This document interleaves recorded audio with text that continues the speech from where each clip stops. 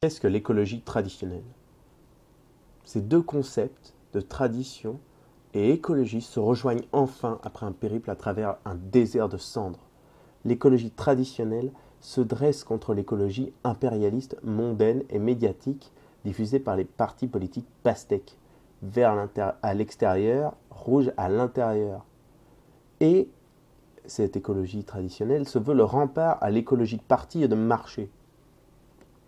L'amour de l'environnement et des beaux petits arbres institués dans le bulletin de vote comme action militant quasi-révolutionnaire par un dreadlock soldier donne véritablement la nausée à toute personne ayant la volonté de comprendre l'utilité des Verts depuis 1968.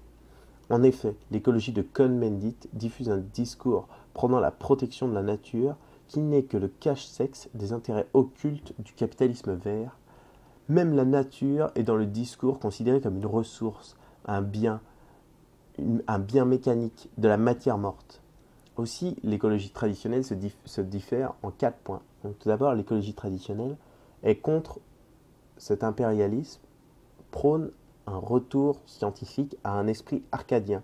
La science moderne étant muselée par des intérêts économiques et politiques puissants, on peut appeler les lobbies, alors seul l'empirisme rationnel permet de saisir la nature. La nature doit être considérée comme vivante, inséparable, inquantifiable et surtout ne peut s'étudier dans le contexte de la structure même dont elle est sortie. L'homme étant naturel, il ne peut appréhender la nature en sa totalité. L'homme étant naturel, issu de la nature, il ne peut appréhender la nature en sa totalité. Je répète bien. Aussi, un deuxième point, face à ce boboïsme généralisé, l'abrutissement des masses, l'obésité menaçant la civilisation, l'écologie traditionnelle propose une capacité à la résistance ordinaire comme relation de la nature et de l'homme renouvelée. Cette résistance passe par la réappropriation des savoir-faire perdus à cause de la société bureaucratique de service où la profession manuelle est complètement méprisée. La modernité a voulu détruire cette tradition afin de réduire l'homme à un simple individu, l'éloigner de la production pour en faire un simple consommateur abruti, connaissant même pas le divin pouvoir de ses propres bras. Cette résistance passe donc par une réappropriation du corps dans le sport et la bonne bouffe. En tant que Français, c'est facile. Tout humain sait qu'en avalant de la nourriture industrielle, il détruit son corps. Pourtant, personne n'arrête. Nos grands-parents le savaient bien. Ils répétaient « Ce qui est bon au goût n'est pas forcément bon pour le corps ». Cependant, ces saintes maximes sont passées sous le rouleau compresseur de la modernité, notamment par le travail de sape de l'éducation nationale. La résistance par le bas aussi, n'est qu'un palier dans l'accomplissement de l'écologie traditionnelle. Les zones de résistance ne peuvent s'accomplir sans la critique radicale du monde moderne et de ses représentants, notamment les membres actuels de l'écologie. Cette critique est scientifique par le rejet de l'agriculture de masse, avec son lot de pesticides, engrais chimiques, armes de guerre transformées en outils agricoles. Mais également, on peut apposer une critique philosophique par la volonté de cesser de mettre l'homme comme mesure de lui-même, coupant ainsi toutes ses connexions avec la nature nourricière.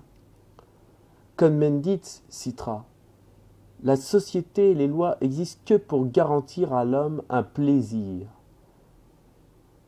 Ces pratiques, notamment sexuelles avouées, prouvent bien que nous sommes dans l'obscénité de la société du spectacle aliénant de la marchandise, par cet hédonisme vert.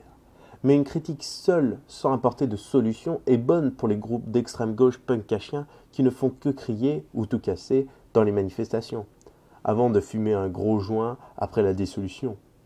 L'écologie dissidente propose un réel changement de paradigme, un paradigme qui s'inscrit dans la tradition.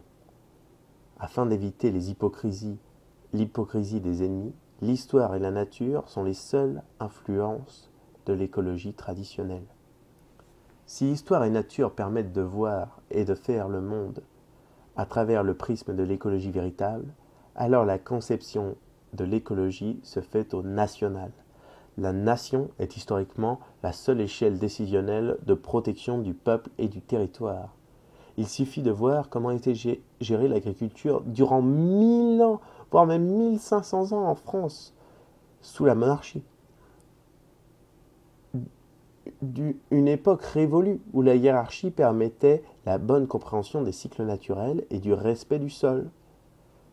Il faut aussi comprendre que le paysan, vivant de foi et de raison, est le véritable héros, notamment dans sa modestie et son don de soi perpétuel, son don de soi dans la nature.